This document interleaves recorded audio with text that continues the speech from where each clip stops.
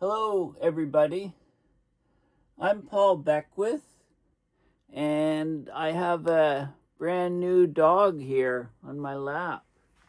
You may not recognize this guy because he's had a haircut today, and his hair got very, very long. He's a golden doodle. Of course, it's Newton, and they don't shed, so you have to go get them groomed every 3 months or so.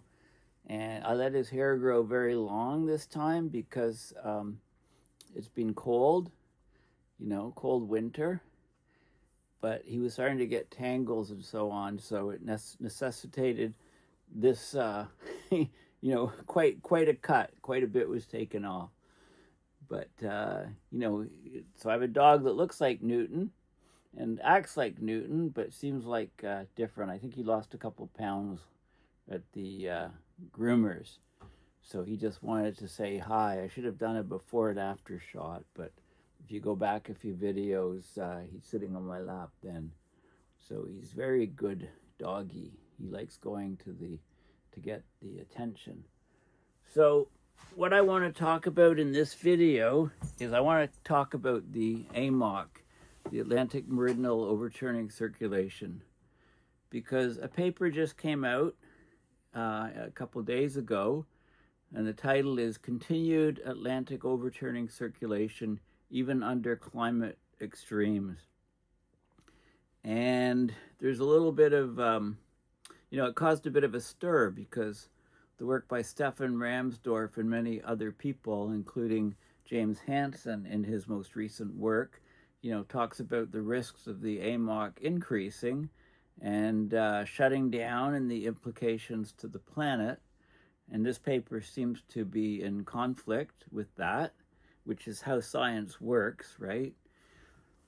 But it turns out that there's two, the main component of the AMOC is the ThermoHaline Circulation part.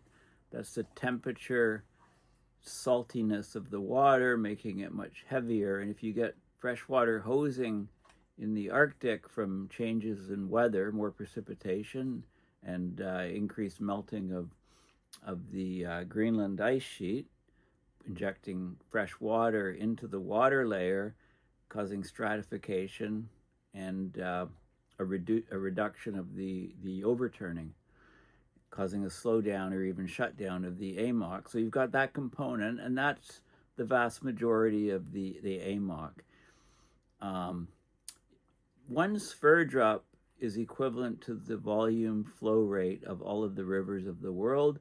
It's 1 million cubic meters per second of flow of water. And the AMOC in 2004, so a couple decades ago, was 19 sphere drop, and it's reduced on average 0.8 sphere drop per decade. So it's actually dropped down to about 17 sphere drop. And when we talk about an extreme shutdown of the AMOC, does it actually go to zero? Does it actually reverse flow? That's generally not the case. A shutdown has been defined previously as going down to below about 5 sphere drop, which is expected, and that would be a shutdown of the ThermoHaline part. But there's still winds in the Southern Hemisphere that are pushing against the ocean surface that result in some water movement. You eventually get water movement in the vertical column. So you have a wind-driven component of this 17 sphere drop, and that's a few sphere drop up to maybe about 5, the wind-driven component. So this new paper is actually talking about, that there will be a weak circulation of the AMOC even under climate extremes. extreme warming, extreme hosing of fresh water in the Atlantic, there'll be a very small component of the AMOC still left in those cases. And that doesn't actually dispute or disagree with the work of Stefan Ramsdorf and others. So I want to show you the paper.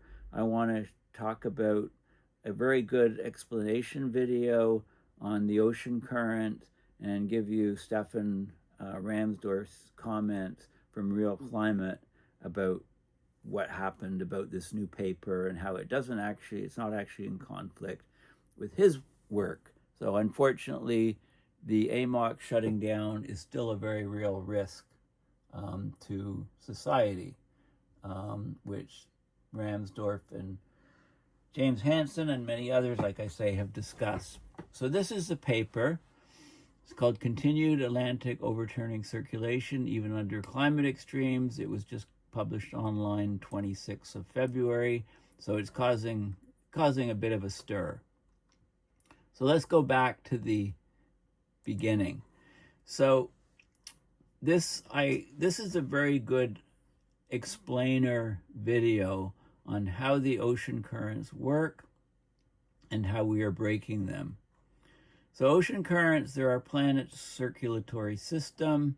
They keep everything from ecosystems to the climate healthy, but we're changing Earth in ways that threaten to disrupt and even break critical ocean currents, like the planet-wide Great Ocean Conveyor. So they explain how the ocean currents work, how climate change is threatening to disrupt them, what we can do to stop that happening. So let me just play this for a little bit. Earth's oceans are connected by a vast global conveyor belt of moving water, a planetary circulatory system that transports heat, nutrients, and even animals around the globe. And just like your circulatory system keeps you alive, Earth's network of moving ocean water keeps the planet healthy. Okay, so this is a 12-minute video.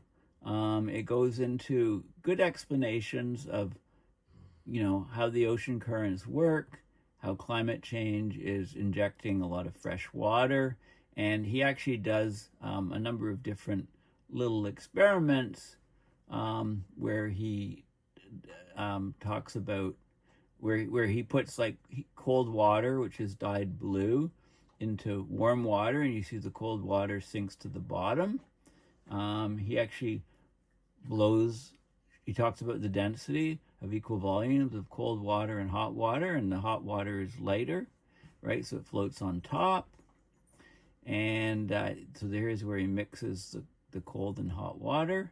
Cold water descends to the bottom.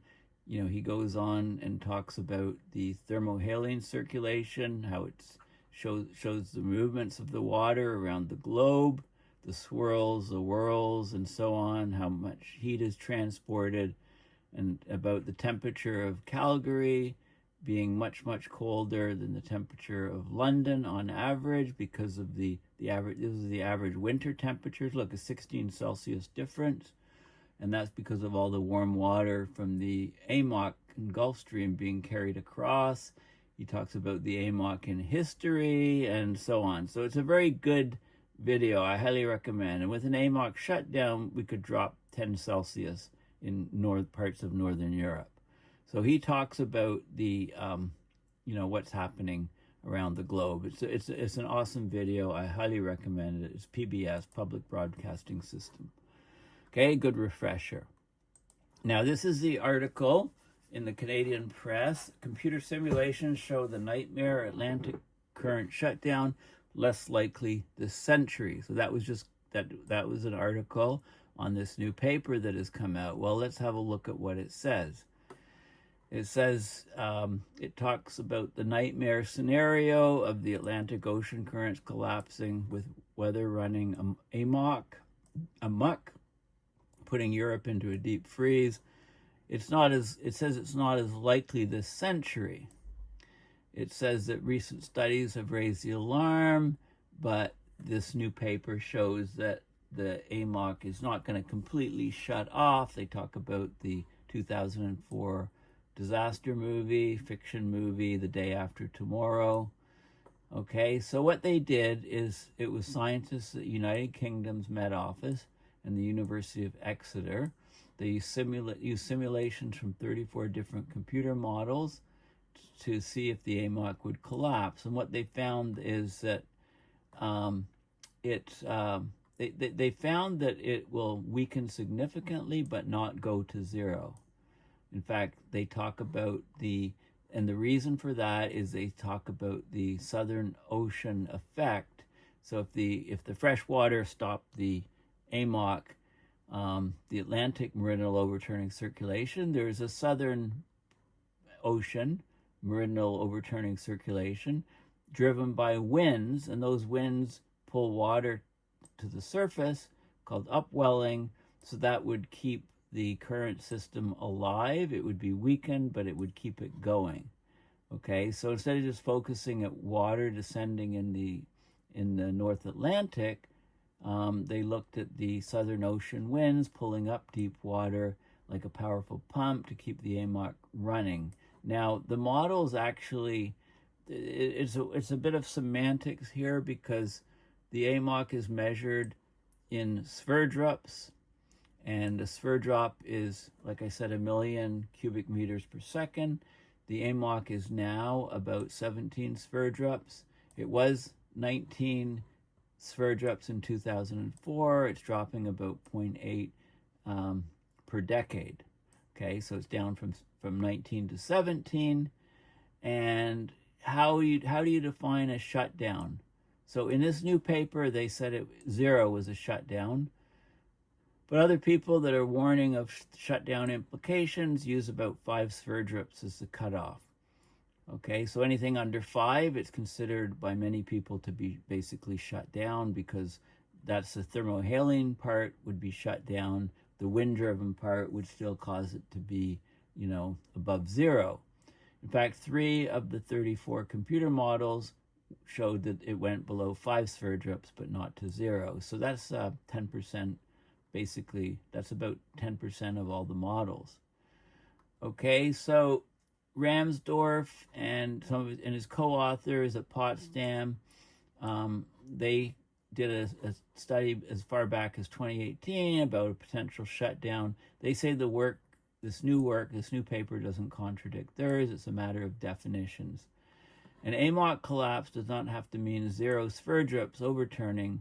And even if you would want to follow that definition, one has to say that such a strong AMOC weakening comes with a lot of impact. So, right, so that's the difference basically. So let's look at this. This was an article that was talking about their 2018 paper, Study Global Warming is Weakening Key Ocean Circulation. I put that in just for completeness.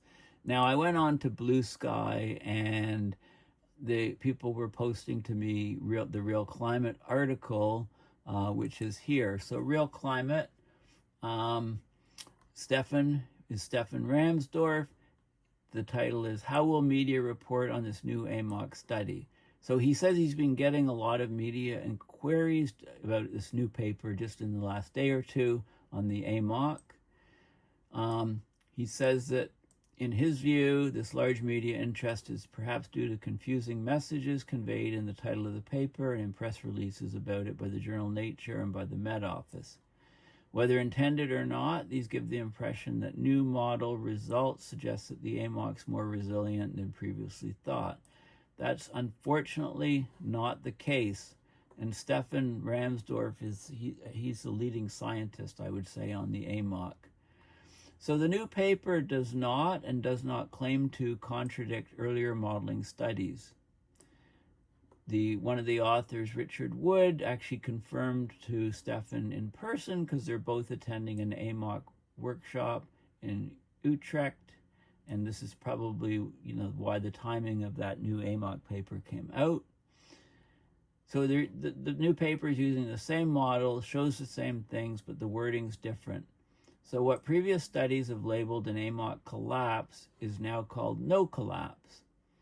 It's a discussion about semantics, not physics. Do you call it an AMOC collapse if a weak and shallow wind-driven overturning persists after the ThermoHaline part has collapsed or not?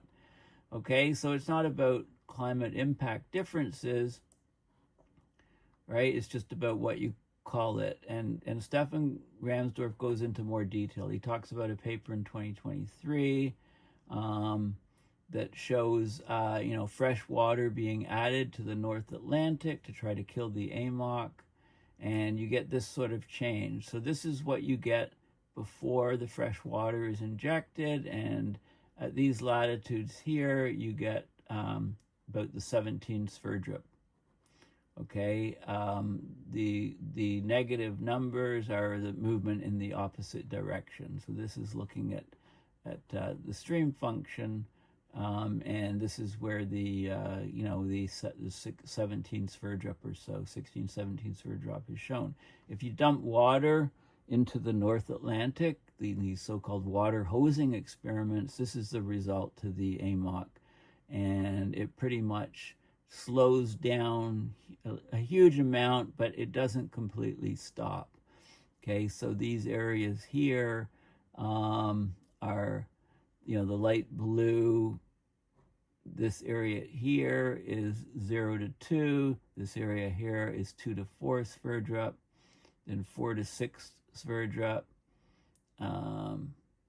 and this is, I guess, 6 to 8 Sverdrup, and then you get some flow here on the surface, but it's totally reconfigured, looks totally different, and that's what people are defining as a shutdown, even though there is some flow, and this flow that's left over is shown to be due to wind-driven flow as opposed to thermohaline circulation flow.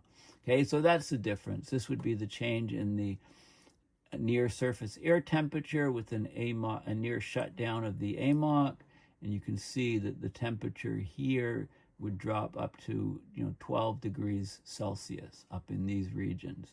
Huge cooling of Northern Europe would occur. Okay, and this is using the CMIP6 modeling results, which Ramsdorf used, and there was an open letter by 44 experts of the Council of Nordic Ministers on the dangers of an AMOC shutdown, and they showed different models here and the collapse. But the collapse, it doesn't go down to 0. A lot of the models show it going under, say, 5 Sverdrups. This is the stream function at 26 degrees north in Sverdrup, because we've got a lot of ocean buoys at 26 degrees north that are tethered to the ocean floor, so that's why that latitude is chosen. We have a lot of data there. This is the ocean heat transport in petawatt, how it's significantly reduced, but it doesn't go to 0 because there's some wind-driven component. And they've actually talked about Ramsdorf and others have actually talked about the wind-driven component, right? So basically, this new paper is kind of sensationalizing that the risks aren't as severe as they are, whereas the people that are the biggest experts on the AMOC say, yes, well, we still have a big problem with an AMOC, essentially shutting down. Okay, and also,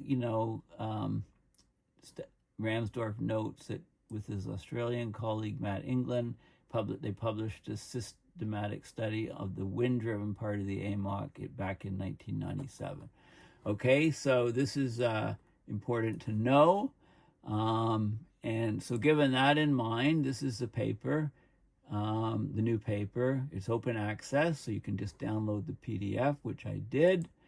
And so this is a paper that just came out that's caused all the noise. So let's see what it says. So it talks about, a little bit of background. The AMOC is vital for northwards heat transport, is projected to weaken from global warming. Significant global climate impacts would result, but the extent of the weakening is uncertain with wide variation across climate models. So they basically are arguing that the AMOC is resilient, more resilient than people thought, based on 34 climate models. They said it doesn't go to 0. Okay, they define a complete collapse as going to 0 Sverdrup, but their models, none of their models show it goes to 0, but 3 of their 34 models show that it goes to under 5, which is what other people have defined as a total collapse. They argue that it doesn't go to 0 because there's a compensating Pacific Meridional Overturning Circulation, or PMOC, that develops, and that it develops in almost all the models, but it's too weak to balance all of the Southern Ocean upwelling. So it keeps the AMOC chugging along at much lower levels, okay? So that's where the confusion comes in. And I'm not going to go into all of the details. I'll show you some of the figures because they're quite interesting. This is showing the water depth in kilometers and the latitude. And we talk about the AMOC strength being here. This value here is in this range. It's about 17 Sverdrup or so. There's upwelling, Atlantic upwelling, Southern Ocean upwelling. There's Indo-Pacific residual upwelling, and the AMOC strength is equal to sum of all of these, right? Because the AMOC, AMOC is the downwelling, and the downwelling has to balance the upwelling, mass balance in order to, preserve, that's the continuity equation, if you like. You're not creating or destroying water, you're moving it up and down. And you can see that the flows of water, so then they show what you can expect at present day is this scenario. So they've got, there's different movements of the water, upwelling and so on, and they show this is the Southern Ocean upwelling, right? This water coming up here, and this is in the Atlantic.